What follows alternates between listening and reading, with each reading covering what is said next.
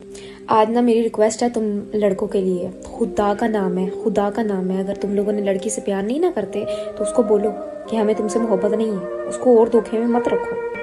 क्यों नहीं बोलते साफ? अभी और टाइम पास करना है तुम लोगों ने, अभी उसके साथ और वक्त गुजारना है।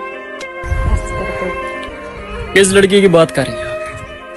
उस लड़की की जो एक काल काटती दूसरे काल पर मसरूफ हो जाती है, या फिर उस लड़की की जो लड़के के कंट्री से आउट होते ही अपना नंबर बंद कर देती है, और या फिर उस लड़की की जो एक लड़के को 5 से 6 साल लटका के रखती है और आखिर में कहती है कि पापा नहीं मान रहे। मेरी बहन, आपने अभी तक कुछ नहीं देखा, बस बात मिली और कंटेंट डाल दिया। लड़के पर बोलने से पहले अपने बाप और अपने भाई से मशवरा कर ले, वो आपको बताएंगे मर्द क्या होता है। और मैं लड़कियों पर इसलिए नहीं बोलना चाहता क्योंकि गलत के साथ सही पर भी उंगली उठती है, और अगर मैंने लड़कियों पर बोलना छोड़ दिया है तो मेहरबानी करें, मेरा ज़र्फ ना आजमाएं, मुझे खामोश रहने दें, समझे?